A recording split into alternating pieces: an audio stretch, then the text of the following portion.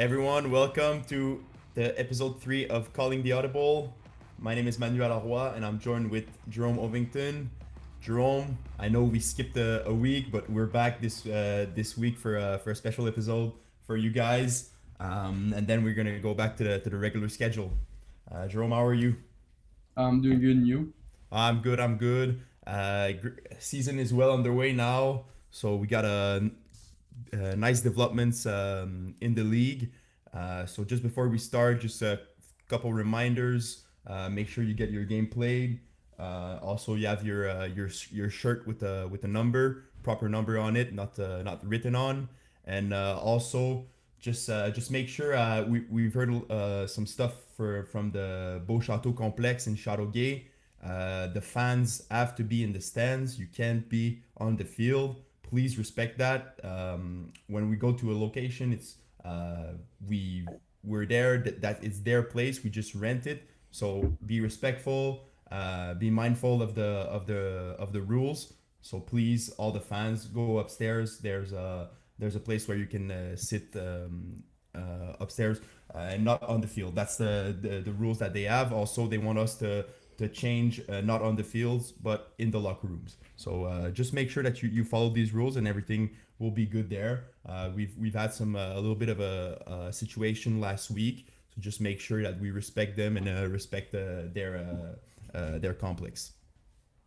So Jerome, let's get straight into it and dive into co-ed 2. I just want to go straight ahead and talk about a team that's really impressive right now. Scott Tots at 4-0. This team is really impressing me right now. They got a very good team. Just at the second spot right now, only behind Tonix, just because they have one game played less than them. What do you think about this team overall? What do you expect them to maybe make a push for that Co-ed 2 championship? What are your thoughts of their season so far? Yeah, I think they've been really good. Um, Bit of a question mark at the QB position. I really thought Kenny Boutier would be the guy throwing for them. Most recently, it has been David DeAndrade who has taken over. I'm not sure if I like that move, but so far it's worked well. I think they've been dominant, one of the best teams. So yeah, I think they could definitely make a push for that championship. Well, I'm surprised that you say that you're not sure about that move because David De Andrade is a guy that already played QB in Division 4, Division Tier 3. I think he's a guy who has a bit more experience than Kenny. Kenny is still starting at the QB position. When I'm looking at their stats, yeah, Dave has thrown 5 picks, but more attempts in throwing. I think going with David is a good move just because you have Kenny. You can use him as a receiver. He's really dangerous as a receiver. But when we're looking at this, Lucas Kenville in one game when he went to Yeah. sub, I don't know if he's on the roster full time. Had a crazy game, but Chloe Brazo Gelina is having an amazing season, catching 3 TDs, 98 yards. What do you think about the contribution of the different players on that team? When we're looking, we also have Zachary Alberts Gills, and of course Kenny in the top in the leaderboards. Yeah, I see a roster with a lot of depth. Obviously, offensively, you're gonna have the same players: Kenny, Zach, Chloe, as you said, maybe Luca if he joins the team. But defensively, we have a bunch of contributors. Christina Ionescu with 2 interceptions and 2 PDs in 4 games so far. Great production. Same thing for Jonathan Joseph, who's more of a defensive player but really smart there. Also, 2 interceptions for him. I think this team has a lot of depth at every position, and it's gonna you can't really pick on any player defensively, and I think that's one of the biggest reasons for their success so far, which is their defense.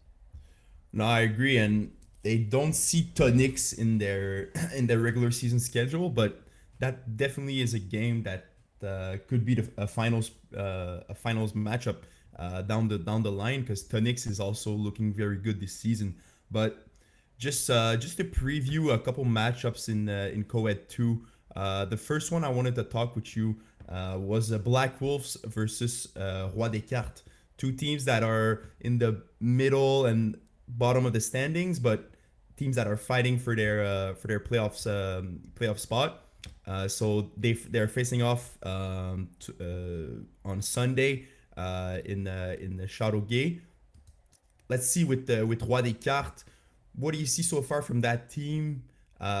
They've allowed a lot of points against, but I can see some good things there. Just I think that the QB position is not quite defined as of now. They had some tough matchup playing against Tonix on Wednesday. That's a tough matchup. Tonix is a really good team, but that team is looking to bounce back now against the Black Wolf. So, what do you think about that matchup? Do you think that's a good matchup for Roi des Cartes? Bad matchup for Roi des Cartes? What do you see there?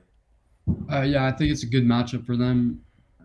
They've not really been able to, find that rhythm so far this season with them winning a game then losing one, like 2 and 3. It's not where you want to be. Also, not having found the right quarterback yet. Like obviously, like, so far Samuel Miranda looks like the best when it comes to the QB rating, the touchdowns, the receptions, but Olivier McDuff also was very good, 67% completion. Dylan Boudreau, who's the one who's shown the most experience there. Um, so yeah, I think they still have a lot of question marks regarding their offense, and they also have a lot of question marks regarding their defense. Look, 130 points through 5 games is not terrible, but it's not great. Obviously, they've played some tough teams so far. I think they'll bounce back against the Black Wolf, but yeah, still a team looking for its identity there.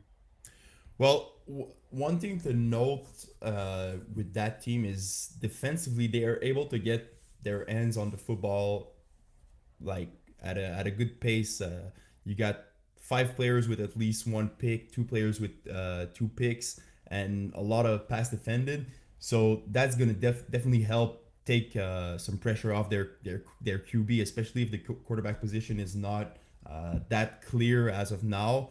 If your defense plays great, I think that gives a little bit more confidence for your QB. But looking at Black Wolf, the Black Wolf is a team that is 0-3 right now. They've been in some, well, not too close games. Their first one, but they played some tough teams, some experienced teams. They had an alright matchup against Chef Bandit. Couldn't pull out that one, but now against Roi des Cartes, I think it's a good time to take their first win. Just looking at that team, they got Jeff Gay at the quarterback and only throw through one TD in one game. I don't know why we don't have. I think maybe they had a sub QB there that didn't get his stats, but it's for that team is just gonna be finding your QB and sticking with him or her. And I see guys like Shandy Louis Jacquet on the team. That's a great receiver. I think is a guy that can you can give the ball and he can make some plays, make some tough catches also. But we haven't seen the ball get to him as much. Only 5 reception on 15 targets. So maybe it's a timing issue or just having the chemistry with your QB. That's something they gotta definitely work on. But if they are able to, they can turn their season around. They only have played 3 games for now, so still 7 games left. A lot of time to turn it around, and I think against Roi des Cartes, it's gonna be a good matchup for them. Just gonna have to figure out that QB position because that's the most important. We've talked about it, but yeah. And now just to wrap up co-ed 2, we have the matchup between Grand Chum and No Punt Intended. So no punt intended. We talked about him a little bit. It's the team led by Sanders Armand at QB and Les Grands Chums A newer team to the. I think it's a new team to FPF. Some players that we're not. We don't know very much. They, as we see on their roster, they got like it looks like new players because they all basically have the basic rating of 60 or 50. But this team is impressive, man. Um, 62 points for, 12 points against in 2 games, looking very good in their first 2 games. And now have a good matchup against, no pun intended, and Sanders Armand. What do you think about this matchup? What do you see? Do you think Les Grands Chums can surprise this season in Co-Ed 2?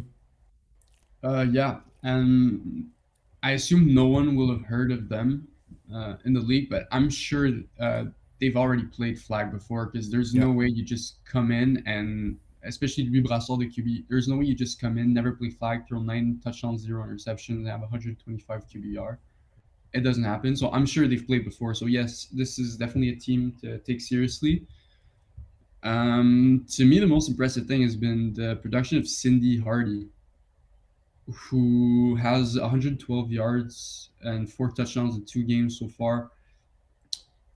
And it's interesting to see a receiver one being a female player. I think it's always something we want these female players to have to be at the forefront, and that's what we've seen so far with her. So definitely, I think to look at, and also Thomas Brassard, who's been elite defensively with 3 interceptions, 4 PDs.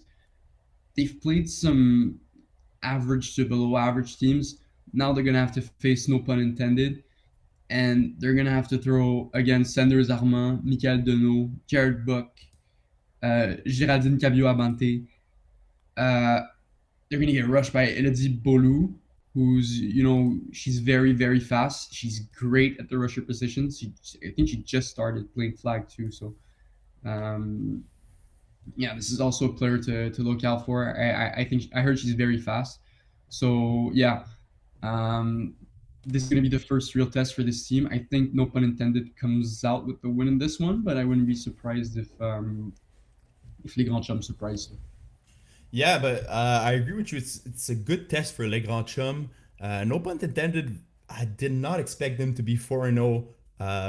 And at the third, no, no, not at all. With like that's a team. I think it's more like a free agent type of team that was formed in during the free agents tryout, and they added a couple pieces there, like you said, Géraldine, and also their rusher Elodie Beaulieu rushing very well, and like you said, a fast rusher, especially against QBs that are a little bit less experienced. That's very tough. She gets right in your face, and you have to get rid of the ball quickly. So that's always something that can force interceptions, and we see it there with Sanders Armand, 2 interceptions, Michael Deneau also having a pick, and Jared Buck too. So I think this team has found a winning formula. Just see against Les Grands Chums, a newer team, that matchup is very interesting, and I can see Les Grands Chums win, but if they win, it's gonna be in a very very close game. Maybe like 2 point. It come down to converts, in my opinion. Hmm. So Jerome, let's switch division and also switch language. On va parler un peu en français pour la division Coed 1. Ouais. Donc allons-y. Pour Coed 1, en fait, là, cette semaine, pas beaucoup de match-up. Là, on a juste un match-up cette semaine qui, dans le fond, c'est Balls Deep contre Kiss My End Zone. On sait qu'est-ce que Kiss My End Zone fait. On sait quel genre d'équipe ils sont. C'est une équipe avec Jimmy Janvier comme carrière qui est excellent cette saison. Là. Lancé seulement une interception. Joue très très bien. Et là, Balls Deep, une équipe là, qui normalement était dans Coed 2, Coed 3, là, donc dans les divisions un peu plus basses, mais qui a pris le challenge là, cette année là, d'aller en Coed 1. Jusqu'à date, c'est un peu plus difficile, mais Mhm. on fallait qu'on s'attende à ça. Par contre, le match-up contre Kiss My Zone pourrait être une opportunité pour eux de surprendre. C'est sûr que la défaite contre Fit Squad, c'est pas facile là, de perdre par plus de 20 points, mais c'est une équipe que Je pense que si Benjamin Carly devient plus à l'aise, prend ses reads, prend peut-être essaie de moins forcer le ballon, je pense que c'est une équipe qui pourrait avoir beaucoup de succès. Là. Si je regarde leur équipe, là, Alexis Bouchard là, qui a une excellente saison là, jusqu'à maintenant, Steven Fioriti aussi qui joue très bien. J'aimerais voir un peu plus de production là, de Maxime Brissette là, de mon côté. Mais somme toute, là, c'est une équipe qui a beaucoup de potentiel. Je voulais voir c'était quoi comment tu pensais qu'est-ce que tu pensais de cette équipe-là? Est-ce qu'ils ont une chance de compete de compete contre Kiss My Zone? Est-ce qu'ils pourraient peut-être surprendre? Ouais. D'un, j'ai vu le match contre Fit Squad. Écoute, Benjamin Carly a bien commencé le match. L'équipe, ils ont tenu Fit Squad pendant peut-être les 40 premières minutes du match, puis après ça, ça a juste comme tout dégringolé à la fin, avec des interceptions, puis des erreurs défensives. Benjamin Carly, je trouve qu'il se complique beaucoup trop les choses. Souvent, tu vas le voir, là, il va envoyer beaucoup de routes qui sont vraiment deep, puis il est intelligent dans le sens où il va pas lancer les balles, mais quand t'as rien, quand t'es pas capable d'aller chercher un check down, tout, c'est difficile de rentrer dans un rythme, dans un match. Puis souvent, il y avait rien. Fait que ce qu'il fait, c'est qu'il scramble. Fait que là, il court, puis il s'épuise. Puis après ça, il faut que tu reviennes. Fait que c'est peut-être de simplifier son jeu un peu. Puis aussi, tu as parlé de la production de Maxime Brissette. Il n'y en a pas de production parce qu'il joue pas à l'attaque. Il joue pas, hein? Il joue pas à l'attaque. Ce qui est problématique parce que c'est probablement le meilleur receveur de l'équipe. Il est seulement utilisé du côté défensif. Oui, il est très bon défensivement, mais je pense que Benjamin Carly a besoin d'un receveur numéro un, puis ça doit être Maxime Rousset dans cette équipe. Selon moi, c'est le meilleur joueur de cette équipe. Tu peux pas l'avoir seulement en défensif, c'est ridicule. Non, je suis d'accord. Puis, tu sais, comme tu dis, là, le match contre Fit Squad, était quand même prometteur là, pour la première demi. Là, c'était 14-12 pour Fit Squad. Donc, tu sais, Buzz Deep était capable de vraiment rester dans ce match-là. Là. C'est sûr qu'en deuxième demi, là, ils sont fait outscored là, de 20 points. Là. Fait que, tu sais, ça, c'est sûr que c'est pas idéal. Puis Fit Squad, on le sait les deux, là, que c'est une équipe avec beaucoup d'expérience. Là, puis qui, s'ils voient comment dire, une faiblesse dans le jeu de notre équipe, ils vont prendre avantage de ça. Puis ils vont être partis là, surtout avec le retour de William Brouard là, comme carrière. L'équipe roule très bien là, de ce côté-là. Mais pour Buzz Deep, je suis content de voir des filles là, dans le top là, des réceptions là, avec Alexis Bouchard et Emma Langlois Mhm. qui jouent extrêmement bien là, cette année, qui sont capables dans le fond, d'aider là, leur carrière. Là, parce que comme tu dis, si Benjamin Carly il roll out beaucoup, puis il se complique la vie un peu, ben faut que les receveurs attrapent les ballons qu'ils doivent attraper. Donc un peu pour comme bail-out son carrière. Puis je suis d'accord avec toi, là, je pense que simplifier le playbook là, serait définitivement bon là, pour cette équipe-là. Puis il va falloir le faire là, contre Kiss My End Zone parce que ça, c'est une équipe avec beaucoup, beaucoup de talent. Là. On le sait, là, on en a parlé dans les semaines Ouais. précédentes là, avec Isaiah Allard qui lead l'équipe là, avec des excellentes stats, là, autant offensivement que défensivement. Mais tu sais, Kiss My End Zone, je pense, va continuer là, sur cette belle lancée-là. Ils ont construit un excellent roster. Puis, tu sais, je serais pas surpris que ce soit les champions là, de Co-Header cette année. Là. Ouais, à date, ça s'enligne pour ça pas mal, là. C'est une domination là, de la part de Kiss My End Zone dans pas mal tous leurs matchs. Si je regarde ça, le match contre Fit Squad, c'était un match qui était vraiment plus serré là, que les autres. Ils ont gagné par 2 points. Si je regarde ça, là, je pense que Kiss My End Zone aussi est capable de réussir leur converti. Là. Ils vont beaucoup pour 1 point. Mais voilà. Donc ça, c'est quelque chose qui est très très important là, pour Kiss My End Zone. De réussir ces convertis-là. Puis les autres équipes, là, ça met beaucoup de pression là, aussi là, parce que c'est pas toujours facile là, d'avoir des bons jeux pour les convertis. Voilà. Puis, tu sais, juste pour finir avec Coed 1, là, je voulais parler un peu de Fit Squad puis de leur défensive là, qui est vraiment impressionnante là, jusqu'à présent cette année. Là. Tu avec des noms comme Salim Taé, Hugo Lépine, là, Boudjema Sada, qui jouent extrêmement bien. Là. C'est des équipes qui manquent pas leur plaqué. C'est des joueurs qui sont là, qui ont beaucoup, beaucoup de dog à l'intérieur, là, qui vont sacrifier leur corps là, pour aller faire le jeu. Là. Donc, Fit Squad qui va très bien jusqu'à présent, là, qui se solidifie là, comme la deuxième meilleure équipe dans Coed 1. Qu'est-ce que tu penses de leur défensive? Qu'est-ce que tu penses de. Ils n'ont pas vraiment fait de changement. C'est principalement la même équipe là, depuis quelques années, mais qui continue de s'améliorer. Là, donc, c'est quelque chose de vraiment cool à voir. Là. Ouais. Mais pour moi, le gars le plus important dans cette défensive-là, c'est Boudjema Sada, qui ne joue qu'une seule équipe par saison, puis c'est toujours Fit Squad. Ouais. Puis statistiquement, là, c'est vraiment impressionnant parce que peu importe dans quelle division il joue, que, à mesure qu'ils ont monté, il est constamment dans les tops défensifs en termes d'interception dans toute la ligue, dans toute la division dans laquelle il joue. L'année passée, c'était 9 interceptions, 8 passes défendues puis un touché défensif. Cette année, c'est 3 interceptions, 3 PDs, un touché défensif en co-ed 1. C'est extrêmement impressionnant. Il est hyper athlétique, il est hyper intelligent, il est capable de jumper les passes des carrières. Honnêtement, c'est un joueur que j'aimerais ça jouer, voir jouer plus, même le voir jouer peut-être plus du côté des catégories d'hommes. Mais honnêtement, oui, pour moi, c'est la pièce maîtresse de cette défensive. Ah, je suis d'accord avec toi, puis c'est un très bon point là, que tu fais. Là, si les gens qui regardent là, le podcast là, peuvent voir là, à l'écran, là, c'est un joueur là, qui est dominant là, en défense là, chaque année.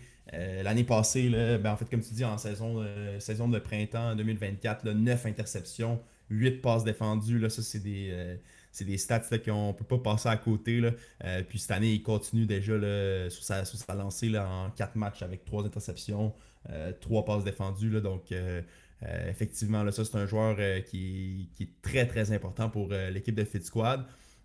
Puis, quand on pense à peut-être un Finals Preview, Fit Squad contre Kiss My End Zone, qui va garder Isaiah Allard, ben là, on a notre réponse là, Mhm. avec lui. Là.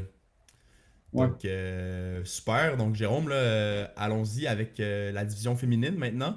On va continuer, on va move on de Coed 1 et on va regarder là, la division féminine. On en parlait un peu plus tôt, là, puis on parle beaucoup de Vortex, de Sub-Zero. C'est les équipes qui viennent Mhm. en tête juste normalement parce que c'est les équipes qui sont dominantes, c'est les équipes qui ont déjà gagné, qui se sont retrouvées en finale. Mais j'aimerais qu'on regarde un peu plus trois équipes qui sont un peu comme dans l'autre tiers, juste en bas, là, mais qui se battent là, pour compétitionner avec ces équipes-là. Je parle de Red Nation, je parle de Brut et de Mercenaries. Donc, ça, c'est trois équipes là, qui, selon moi, puis je pense que toi aussi, là, c'est ton avis, là, c'est les équipes qui manquent juste peut-être un petit step là, pour aller se mettre dans le bracket là, de Sub-Zero puis Vortex. Est-ce que tu Mhm. penses qu'il y a une de ces équipes-là qui pourrait se démarquer, qui pourrait potentiellement gagner un match contre ces équipes-là, qui pourrait donner une bonne bataille là, à un Vortex ou à un Sub-Zero? Est-ce que tu vois que ce serait plus Brut ou Red Nation? Euh, c'est quoi ton avis là-dessus? Moi, pour moi, là, ça doit être Brut ou Red Nation. Je pense que Mercenaries sont vraiment pas loin, ces deux équipes-là, mais euh, quand je regarde les carrières, pour moi, Maud Lacoste, c'est la meilleure carrière de ce deuxième tier-là.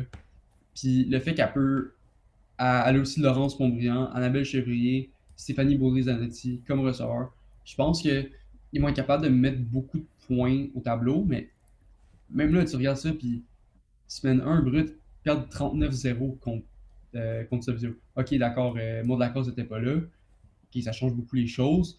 Mais est-ce que c'est une équipe que je pense qu'ils sont capables d'atteindre ce prochain niveau-là? Oui. Est-ce que ça va être cette année? Je suis pas sûr encore.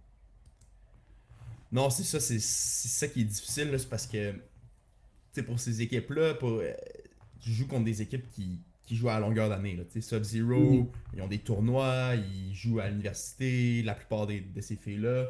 Même chose pour Vortex.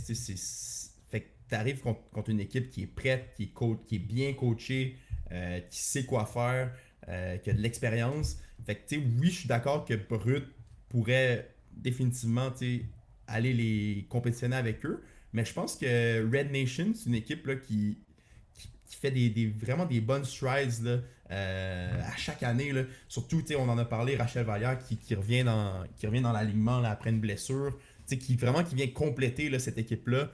Euh, Puis, je pense que Alison Sobol aussi, la carrière, devient de plus en plus confortable. Là, avant, c'était souvent peut-être le problème de Red Nation, c'était l'offensive. C'était donc de mettre des points au tableau. Mhm. Mais cette année, ça va déjà un peu mieux. C'est sûr que c'est pas nécessairement des matchs qui sont avec des hauts scores, mais quand même, là, on va chercher au moins 3 touchés là, par match. Là. Puis, avec une défense comme Red Nation a, je pense qu'ils sont capables de gagner des matchs. C'est juste à savoir, lorsqu'ils vont jouer contre Sub-Zero ou contre Vortex, est-ce que Allison va être capable de réduire les erreurs parce que on sait contre ces équipes-là, une erreur, ça peut être extrêmement coûteux.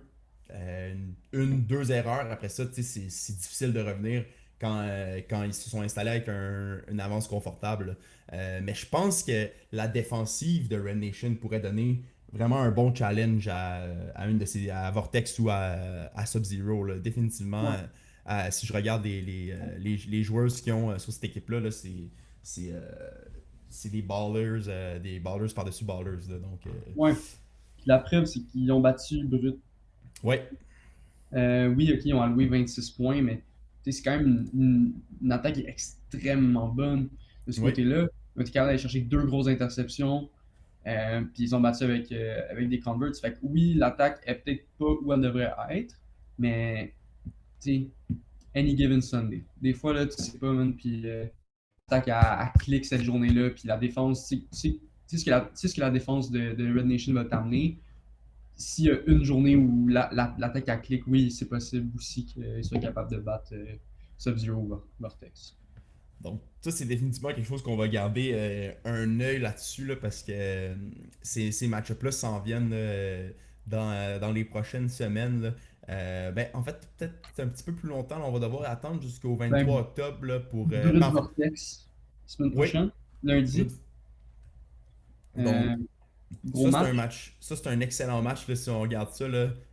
Brut contre Vortex lundi à Saint-Laurent. Rapidement, là, si tu veux, on pourrait parler un peu de ce match-up-là. Qu'est-ce que tu penses est-ce que tu penses que Brut, c'est le temps qui prenne le dessus là, euh, de, de Vortex là, avec une victoire? C'était très important pour Brut, là, surtout qu'ils sont en ce moment là, une victoire, deux défaites. Je pense pas, parce que l'affaire, c'est que Vortex ont tellement de depth, puis ils ont tellement de talent, puis ils sont juste supérieurs au niveau offensif et défensif, selon moi. Fait que je pense encore que Vortex a encore trop le niveau. Peut-être que si on avait peut-être l'attaque de Brut puis la défense de Red Nation, peut-être que là, ok, on pourrait plus parler, mais je pense que des deux côtés du terrain, il y a un autre niveau pour Vortex que je pense pas que Brut est encore rendu. Oh, Vortex dominante en attaque là, avec le duo de Annie Tierce Lagacé et de Lauriane Beauchamp. Là. Déjà après 5 matchs, 10 touchés chacune. Ouais. Euh, c'est impressionnant. Vortex, là, leur offensive joue extrêmement bien. Là, puis je pense que c'est là que le match-up Vortex contre Red Nation va être extrêmement intéressant. Surtout avec la défensive de Red Nation, qui selon moi va être capable de challenger l'attaque de Vortex lors de ce match-up-là. Là. Ouais. Donc, perfect, Jerome. Let's switch back language and go into the 5v5 recreational division now. 5v5 recreational going well so far. I think teams are getting used to the 5v5 format. Of course, you have blue ballers, you have ambush. We've talked about them plenty in the last two episodes. But five guys, that's a team that is very interesting, and I think that could make some noise. They're 2-2 right now, but we looking at their roster, they've got some really good players, and uh, Jared Buck has a good team around him. Especially big contribution from Edouard Guima, playing exceptionally well for that team. Six touchdowns on 21 receptions and 274 yards.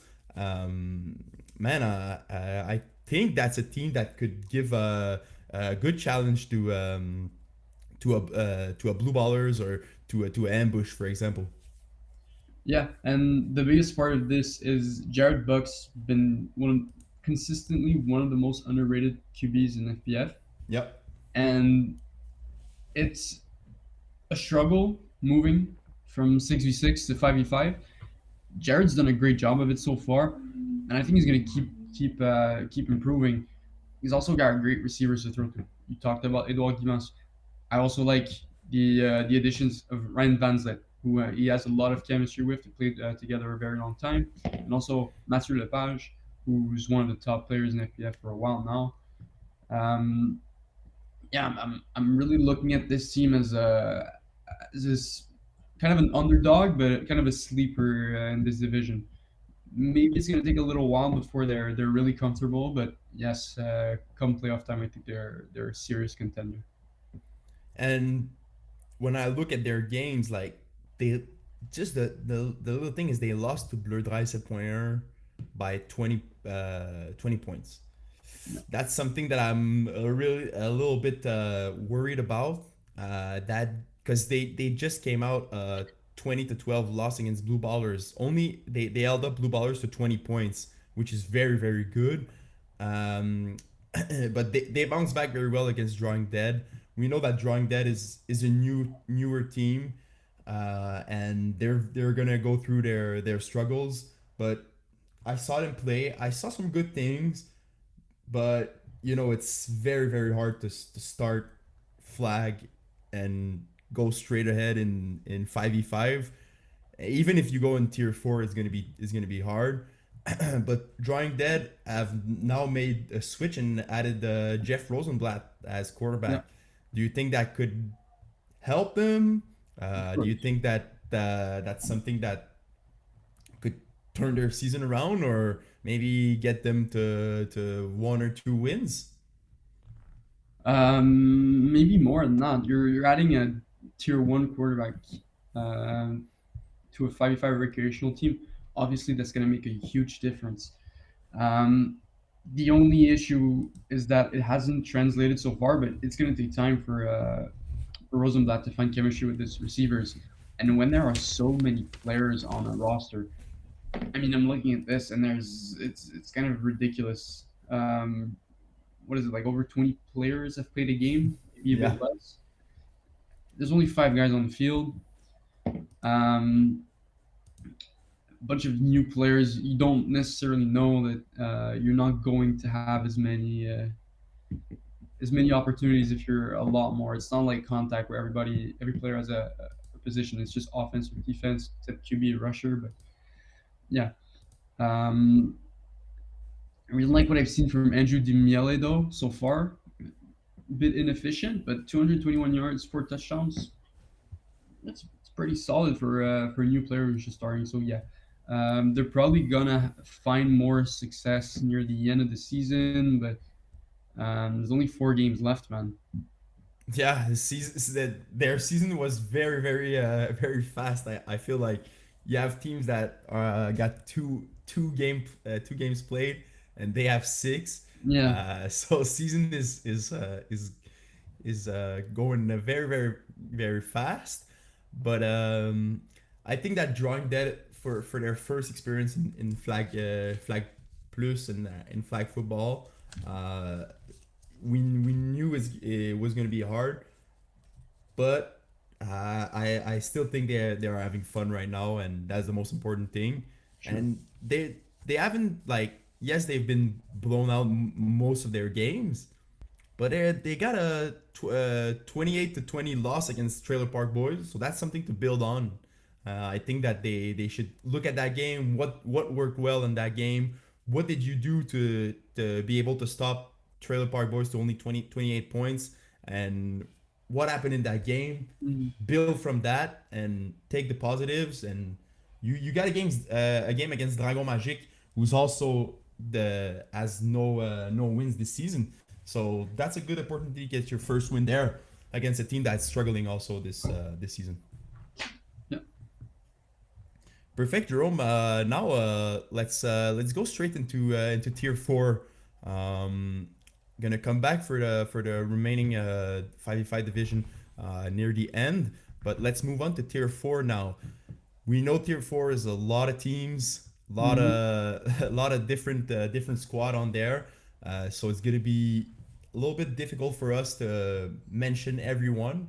But like I said in the past, don't be afraid to come talk to us and tell us, oh, my team did this. We love to hear it, and we'll talk about it definitely if we have the chance. But there's a game coming soon, and it's the pack is back versus Big Fat Panini, and I want to look at that matchup because that's a matchup that interests me a lot, especially Big Fat Panini as a team that we know the guys, Mhm. but the quarterback position has changed for Big Fat Panini with Daniel Curiale on at quarterback, and he's playing relatively well this season.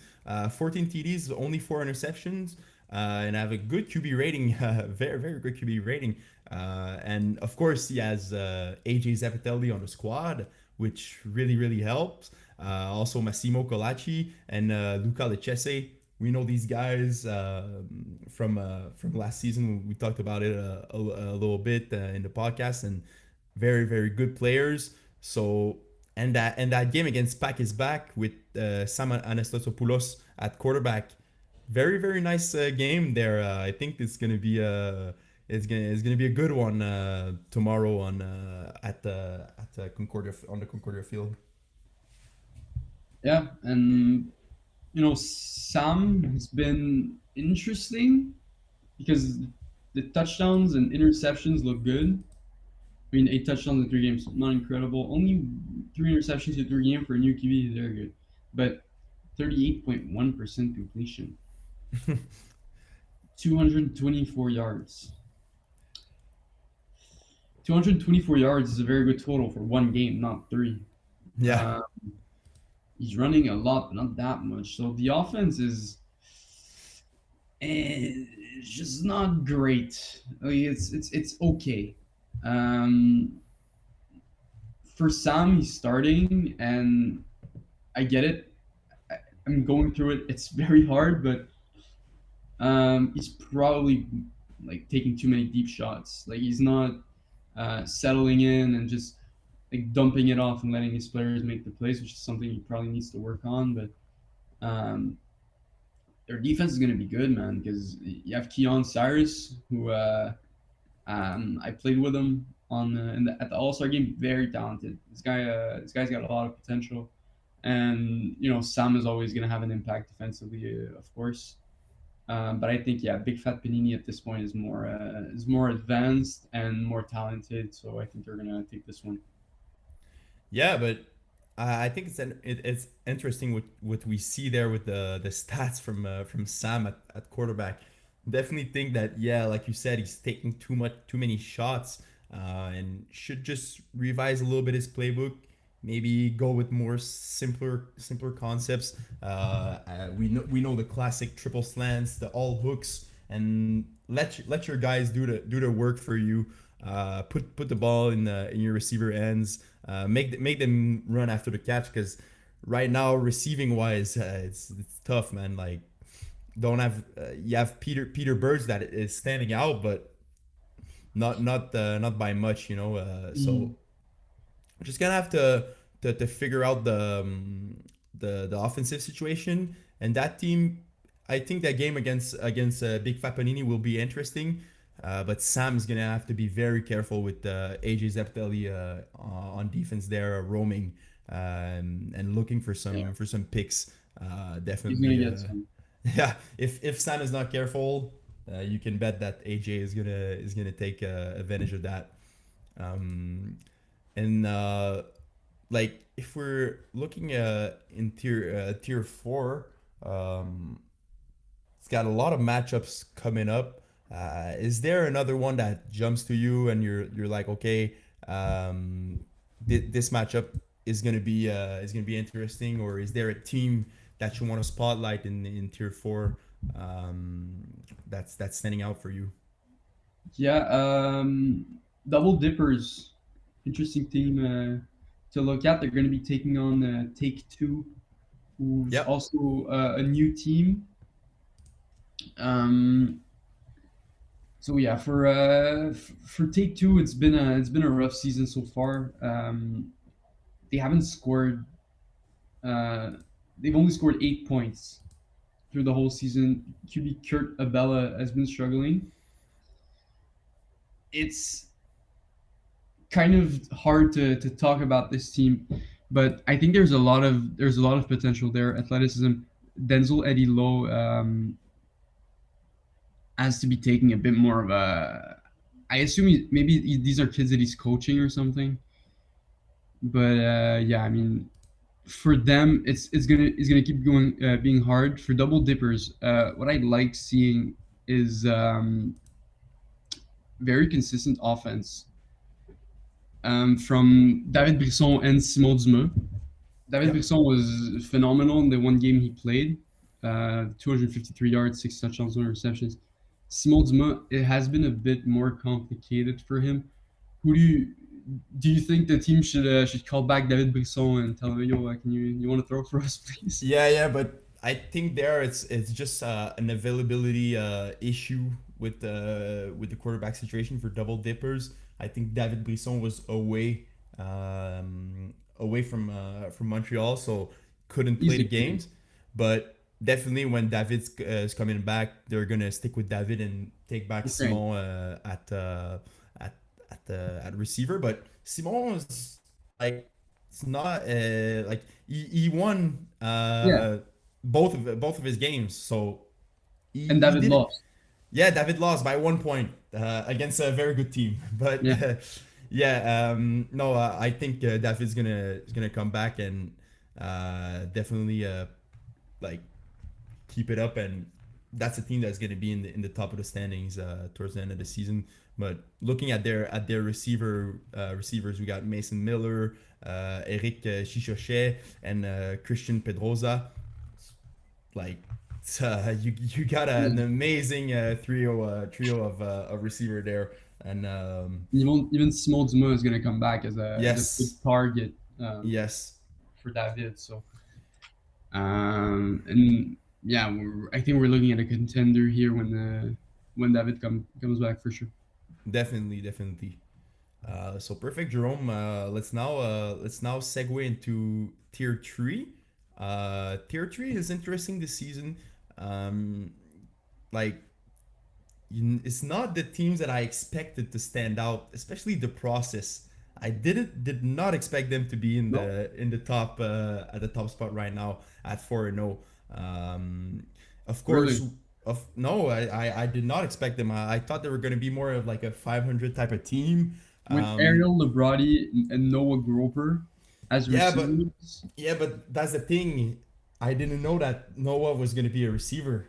and I they thought he carry was Barrett as well. I thought he was gonna be a quarterback, so that's why I put them in my preseason like what I had in my head. I thought they were gonna be like maybe at the 11th spot or a little bit more in the middle of the standings, but they've played very well this season. Saw them play in Laval last week. Was very impressed by their speed, their execution, and defensively, like you said, you named him. Ariel Lebrati is is an Yeah, insane player to have on your squad.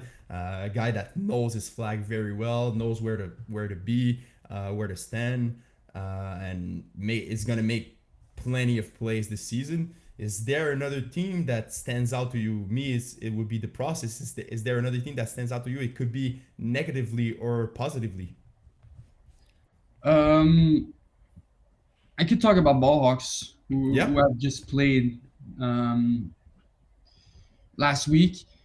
Very impressed with their defense. Um, Shanton Smith, Richie Mondesir, both of them it was really hard to find holes in their defense. Also, Jimmy Janvier, we talked about him as a QB position, but he's also a very good receiver, very good defensive player. So um, I think the only thing I don't like is Richie was throwing deep balls so often, and it seemed like he just wanted to just chuck it every single time, and that can work.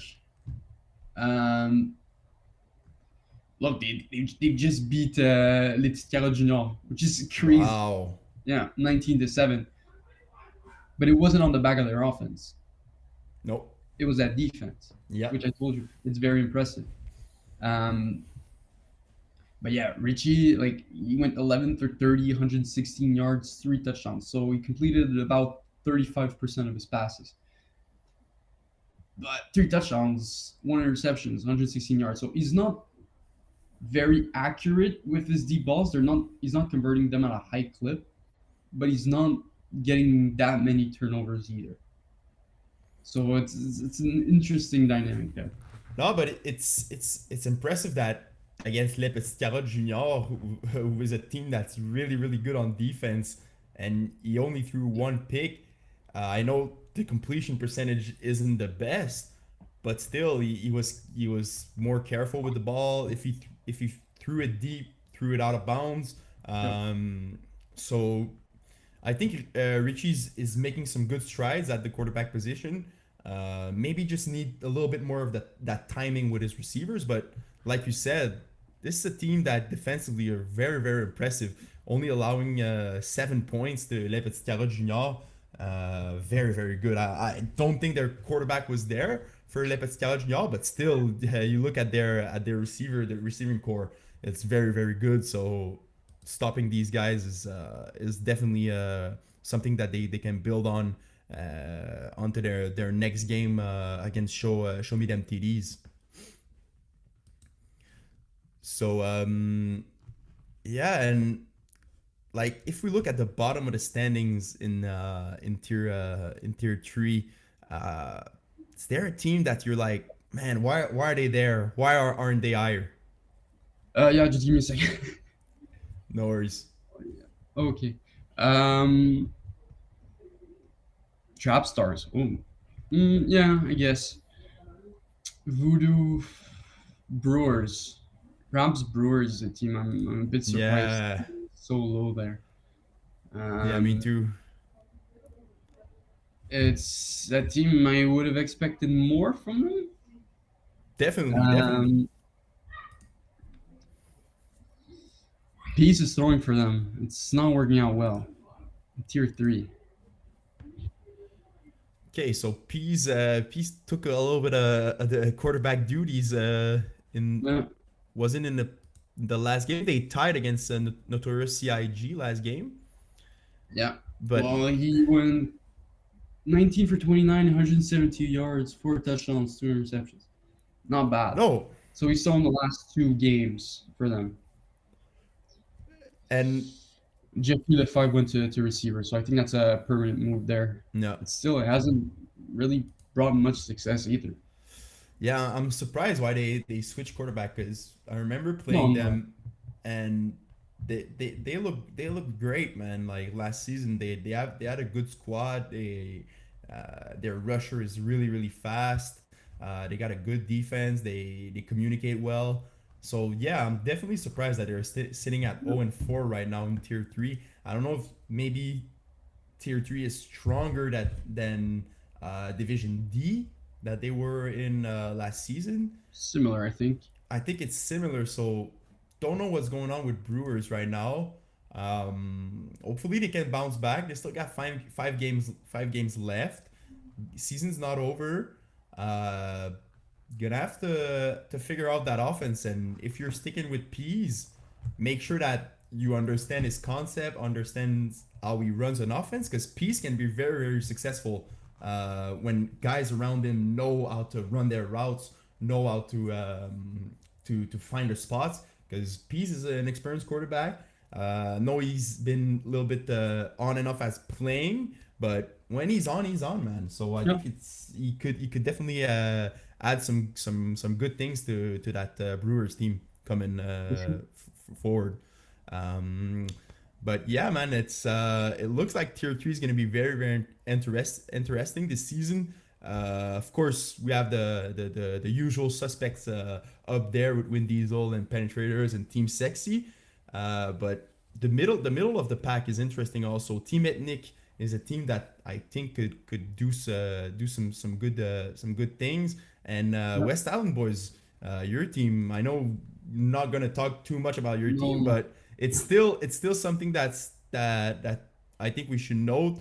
You guys won a good game against Ballhawks by 1 point, and oh yeah, now you guys are sitting at 2-3. one in overtime too. So Yeah, exactly. So great game. that proves that you and your team are clutch in those big moments, and it's gonna be important because coming up you got a game against Mangoose, and that's gonna be a very good game. And if you guys can win this one, you definitely like you go back to 500, and then after that, because your remaining games are not the easiest also No, facing against penetrators. So um that Mangoose game is important. I think is gonna be if you guys win, a big confidence booster for for your sure. team, Yeah, and especially for you since you're a new quarterback. It's your first season at QB. Always a big challenge yeah. when we start quarterback. So perfect. So tier three will be good for this week. Next week we're gonna look back more into the stats, see the awards race, how it's faring up. But now let's go to tier two. Tier Mm-hmm. two was very interesting this season. Also, shake and bake, man. They're I at the told top. you. They're at the I top right told now. you. They're looking very well, looking very good. They lost their only game to Fins Up, which One is point, right? by 1 point exactly, and they gave William Power a lot of trouble in that game. So very impressive by this team. We talked about it a little bit in the previous episode. Marc Andre Reeves playing Bro, amazing. what? 30 TDs, zero interceptions right now. Is he Yeah, your front runner for quarterback of yeah, the year? yeah. It's not even close. Yeah, that's it, huh? He's gonna win it. I think he's already won it. It's over. And look, man, it's just I don't know what makes him so good. Okay, maybe I'm. It's not over yet. He could have some tough games. You know, he still has to face Idaho Unicum's defense. So we'll see. We'll see. I have the advantage of already. I've already played him, so I know what he likes doing. I know his play calls a lot. I know what I'm going to bring defensively to try and stop him, but I'm not sure it's gonna work. You know, That's the he's just thing. that good, man. That's He, it. he always makes the right reads. You know who he reminds me of? Kind of similar to Joe Maher in that he never makes a mistake. He's so clinical with his reads and his progressions, and it's just extremely hard to intercept him because he'll almost never make the wrong almost never make a wrong decision. So you have to make a crazy play defensively. You have to jump something that you know kind of be unorthodox in your way to approach defense. You can't defend him just let's do this basic defense. No, you have to take a lot of risks when you're facing him. But that's what makes him so good.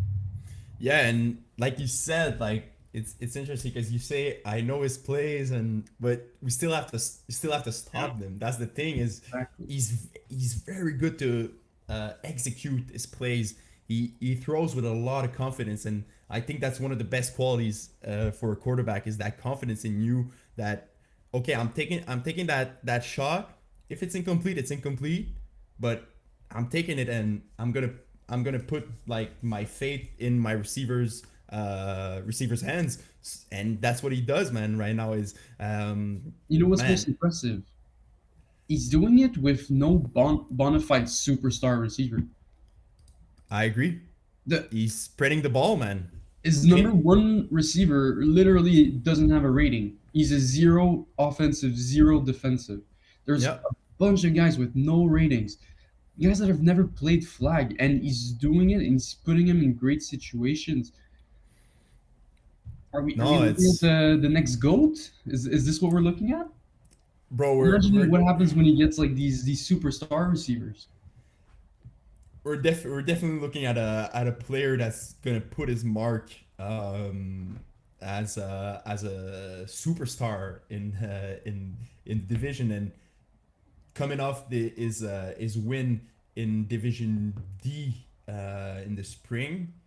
If yeah, Division D in the spring, man, he's the sky's the limit for Marc Oh, Andre, and that team also very very impressive from Shake and Bake, um, and defensively they like when I look at the stats, they don't really have like any player that's standing out right now at the defensive back position. Pretty much everyone has like at the top has 2 picks. Um, I don't see someone like standing out too much as a defensive player of the year, I except have maybe one. our I have one. teammate. I have one. It's not a defensive back. It's a rusher. Yeah. It's Alexander Solipsky with 9 sacks through 3 games. Yes. That's very impressive, man. It's Yeah. he had that game with the eight sack or 7 sacks, I think. Man, dominant rusher for us in our team. Man, he's higher than Ethan, bro. You know you're doing something Ethan's only well. played 2 games, but yeah, I think it's the year we're going to see a rusher win Defensive Player of the Year, Yo, uh, and that could also be Emile Decoteau, yeah, who man. who rushed me 1 game, and I do not want that to happen ever again. He's No, very good, very fast. He can jump. He'll time you. Like he he's is, a great man. rusher, and he's just starting. So there's a lot of potential there with him as well. No, he's amazing, man. Player for Les Petits Carottes Junior also, and playing with Shake and Bake. That's like that's a guy that's gonna be a star in the next few seasons. So Marc Andre is maybe building a roster of guys that are a little bit more unknown, but underrated players that are growing into their themselves as flag players. And yeah, I very very impressed by Shake and Bake. If we look quickly at their next matchup, they're facing Jagerbomb. Do you think that Jagerbomb can No, stop that Shake and Bake team? no, Okay, definitely not. infantry, Infantry, yes. infantry. Um, Yes, I think defensively, we're looking at one of the best defensive teams. yes, Um, Infantry, obviously, like we know the players, we know the rusher, Ethan Adrian, which is a huge part.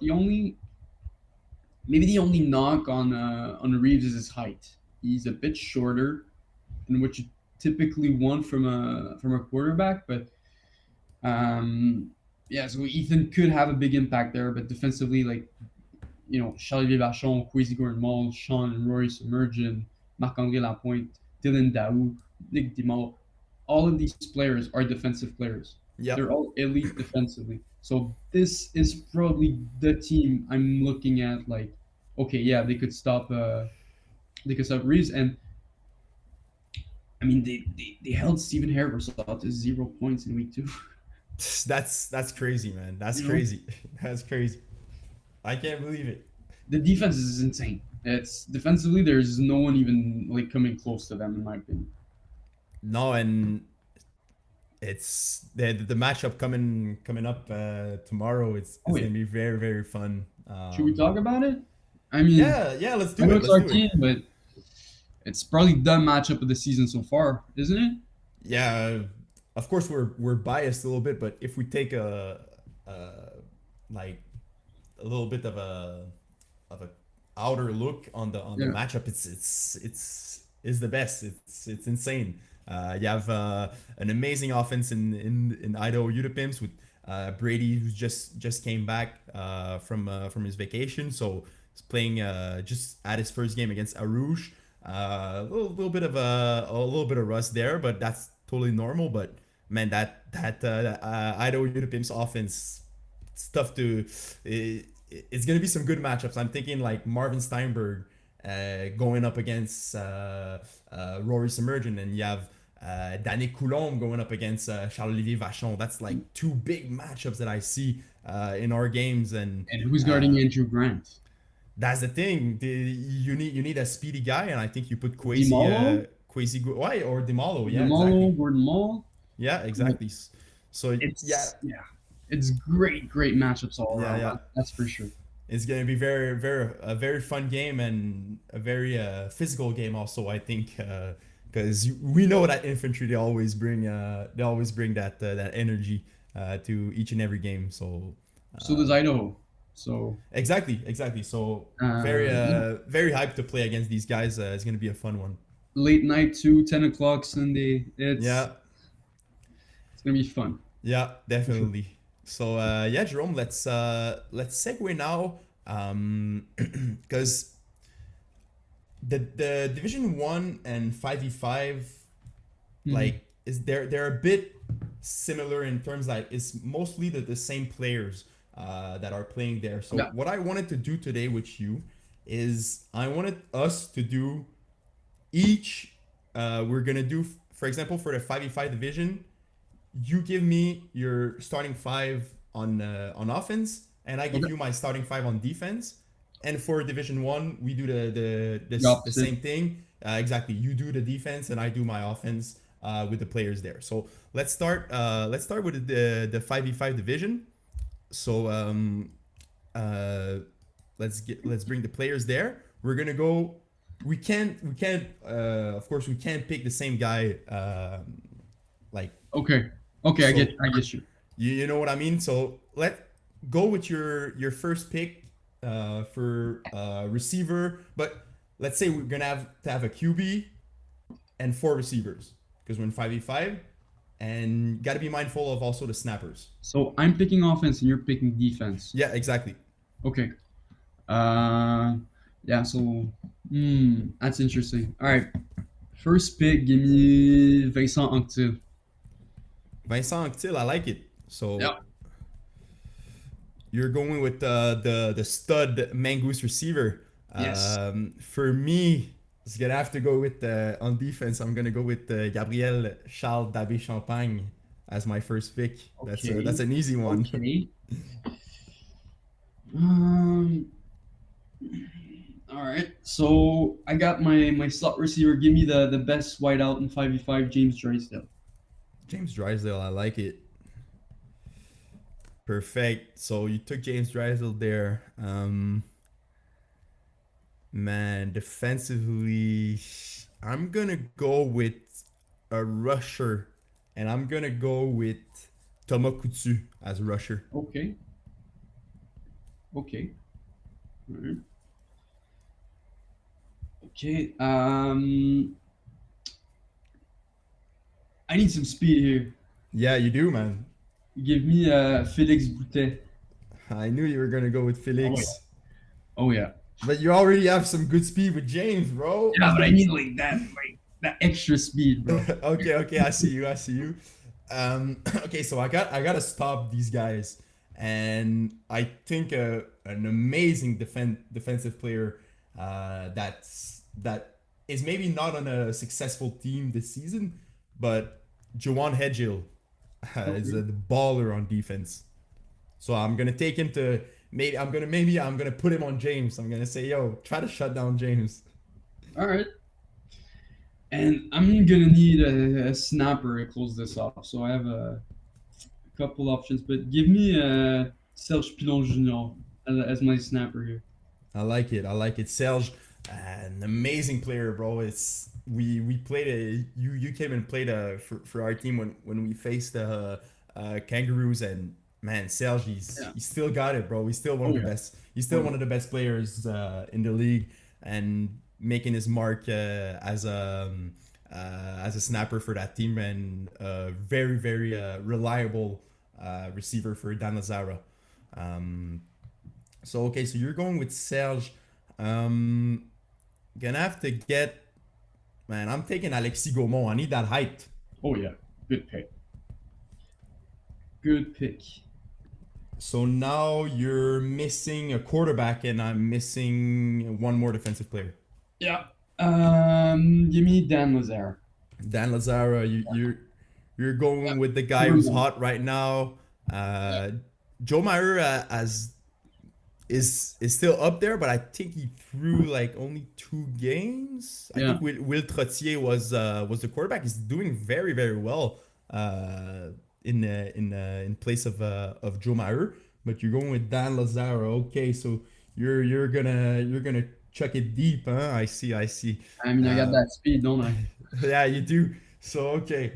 And to finish off this squad, man, dude, You know who to pick.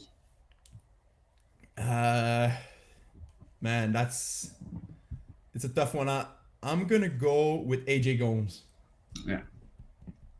It's not tough at all. he's just No, he's no, still that's the he's obvious pick. I'm he's surprised he he's was still there. he's still there at the end. I like to me it's a guy that's just it's just the cheat code when you take AJ. So You know, so perfect. So if we go back to the names, your offense is Vincent Anctil, James Drysdale, Serge Pilon at snapper, and Felix Boutet with Dan Lazara at quarterback. And going up against my team, you have Gab Charles Dabé Champagne, Thomas Coutu at rusher, Juwan Hedgill, Alexis Gaumont, and AJ Gomes. Guys, I want you all in the comments vote which squad is better for the 5v5. Is it my squad or Jerome's squad? We want to know, and also shoot us your best squad you think is the best for 5v5. But I think that was a fun one there. Let's now just finish up. It's my turn to be to get the offensive guys for tier one. now we can't pick anybody who's been picked in the 5v5. Okay, so we have to go Yeah. with With different new, players. yeah. Okay, I like it. I like it. Okay, perfect. So you had the first pick. Yeah. I did. Yeah. So you go. Okay, perfect. I'm going with my first pick is gonna be. I'm gonna go with Jonathan Garfinkel as my first receiver from Okay. KGP. Love it. Um, I can do some backhanded stuff here. I'm thinking about it. Give me. Oh, I'm gonna do it. Give me at the safety position. Give me Joe Meyer. Wow, I love it, man. I love it. Let me Joe get is that a defensive, and let me steal him from you now. oh, dude, that's very good because that's a guy I would take at my QB, but you took him. But Joe is like such a unique player. Like you don't often see a quarterback of his caliber being that good on as a QB, and man, just crazy impact on defense as well. With one end picks, knowing how to place his guys. I think he's the one that calling defense also. So Yeah, truly a mastermind of flag. absolutely. Okay, so for my second pick, I'm gonna go with Rory Semergen from I Vengeance. like it. I like it a lot. I need that route runner. I need that guy who can make those tough catches, and Rory is that guy. For sure. Let me get a guy who's a bit underrated, but who I think is one of the craziest players. Give me James Langshaw.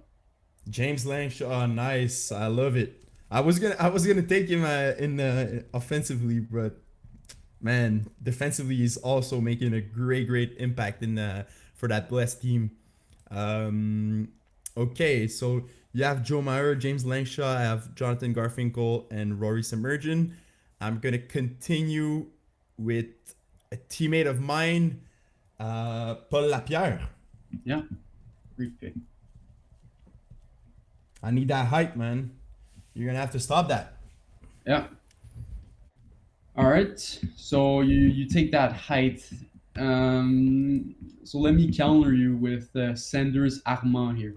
Okay, okay. I got height too, buddy. Okay, okay. So that matchup, Paul Lapierre against Sanders. I Yeah. love it. I love it. Perfect, perfect. Okay.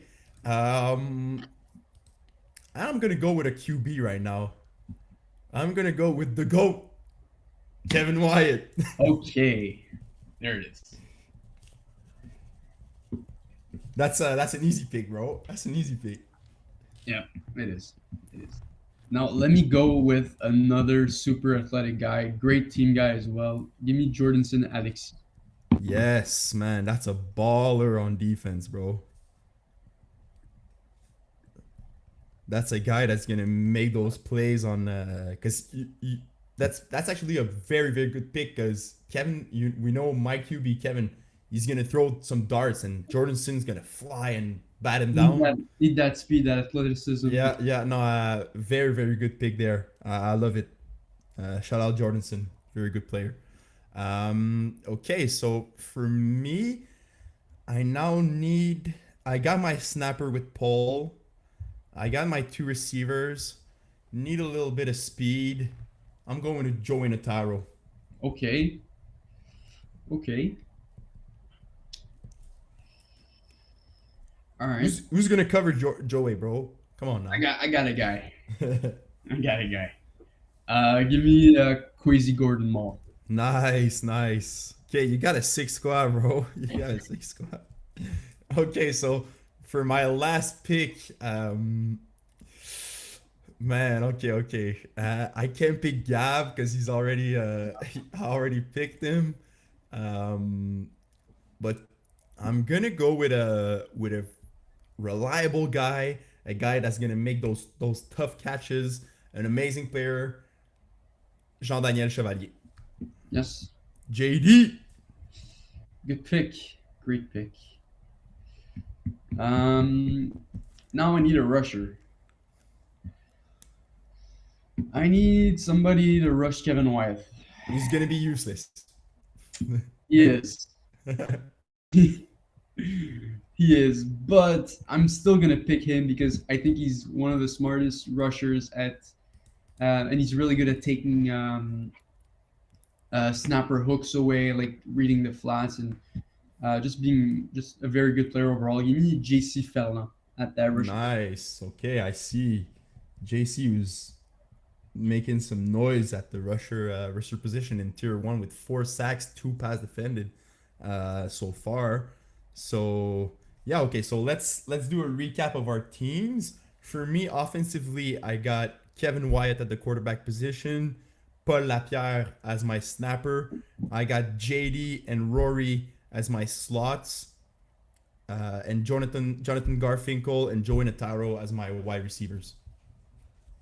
And for you, Yeah. So at the rusher position, I have JC Ferland. yep, At my three, I have Joe Maher. nice. At my two and my four, I have Jordanson, Alexis, Kwesi, Gordon, Mall. At my one, I have James Langshaw. And at my five, I have Sanders Armand. Okay, so you got Sanders covering Joey. Oh no, I fucked up. Oh, switch Langshaw and Sanders. Sorry. Okay, so now we got a nice matchup against There. Joey against I flipped them in my mind. It was like against James. No, I like it. I like it. It's good. So guys, once teammates. again, Yeah. in the comments, put your starting six. We want to hear that. We want to if there's some players that we missed. It's no like remind us like the dogs. We wanna hear your starting six and starting five for tier one and 5v5. I think that was a fun segment. It's a little bit Yeah. different than what we usually do with like the recaps and stuff. But for tier one and 5v5, I think that's something we're gonna implement as the week goes on, like those little um, like roster we choose, or maybe a top five coming, something like this. So if you guys have any suggestions, don't be afraid to tell us. But yeah, that was fun. And like I said, give us your take. Give us your starting five. Want to hear it? Can you compete against mine? I don't think so, bro. It's too good. Fair enough. But okay, so Jerome, that does it for our episode of Calling the Audible, the third one. We thank everyone for your patience. Last week we didn't release an episode. We're sorry about that. We're gonna be back on the regular schedule as of this week. Back with the great content for you guys. So we appreciate everyone that listens. And looking forward to have more of those discussions with you, Jerome, in the next few days. Sure. So, all right, guys, take care, have some fun, and enjoy the weekend. Put the place up. Yeah, we